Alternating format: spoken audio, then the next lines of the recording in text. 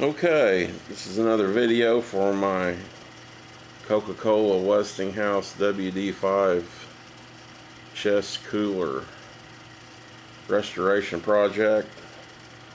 I'm not a restoration expert. I'm a newbie. I guess I'm a Rick Dale wannabe. So I picked this up in Illinois and brought it back to Alabama, and just started looking at it yesterday.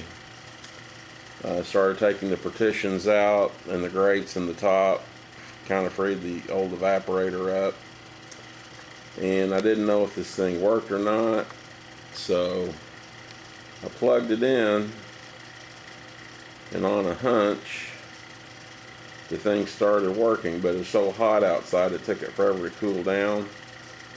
And it's kind of warm this morning too, but it started out around 70 something degrees on the inside, and it's now cooled down to 31, which is where it should kick off.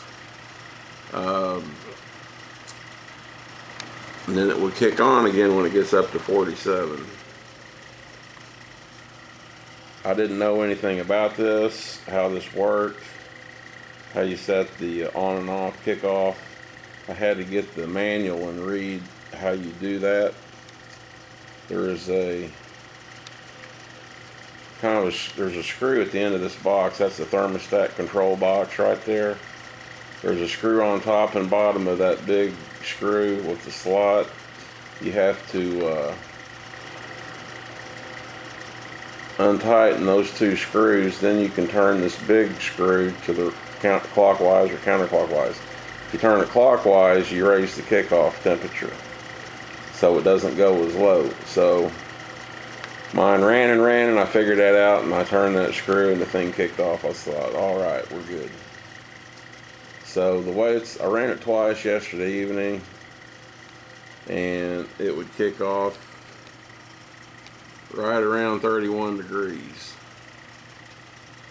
I think the factory original settings might have been colder than that. I'm thinking down around 24 degrees. I don't know why they would have been that cold, but that's what the manual said for this compressor. So that little box there is the thermostat control unit. This big round thing is the compressor, and this is the condenser and the condenser motor, and it has the original hangy downy tag from when it was sold. That's the original motor plate identification tag. Some rats got in here and made a nest, and I think they chewed on this tag a little bit, so all that had to be cleaned out. And hopefully I can save that little tag and laminate it just to kind of keep it with the unit. It should be kicking off any second. I'm probably going to run out of battery before it does. But it's down to 31 degrees and it should be kicking off. So I would say anywhere where this is kept, it needs to be relatively cool in the first place, or it's going to take forever to get cold. Either that, or it could be a little low on Freon maybe. Don't know. I think these units are fully sealed, so I don't think they can be serviced. I don't think they can be serviced now anyway because of can't use Freon 12 anymore, but that's what's in it.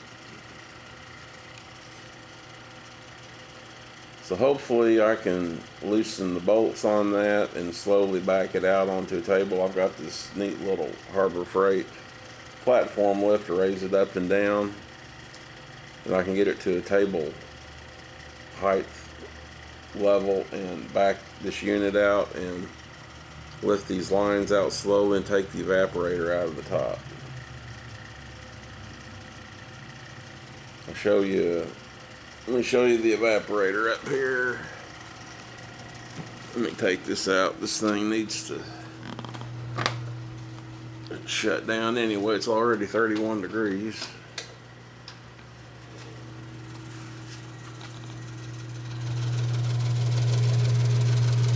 So that's the evaporator. It's not where it's supposed to be. It's supposed to be in this corner back here, but I freed these lines up to remove it, and that is not the original motor. That's the motor this other guy had put on it. I think the original burnout. That's the evaporator, and it's gotten frosty ice cold there. And those lines, I think that's the dryer accumulator tube. If I remember this stuff right. I think that's the capillary tube going into it. That's what it looks like on the inside of the box. Well, just raising the lid raised the temperature some, so anyway, it should shut off here in a minute. And that's it for today's video, I think.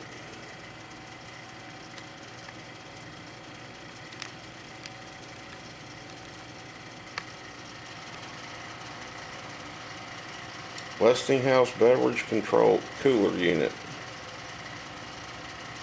Got some rust here and there. That thermostat box has got a bunch of rust. I think the water dripped down these lines in the back. Probably over the years. It's going to need new bolts. Alright, goodbye.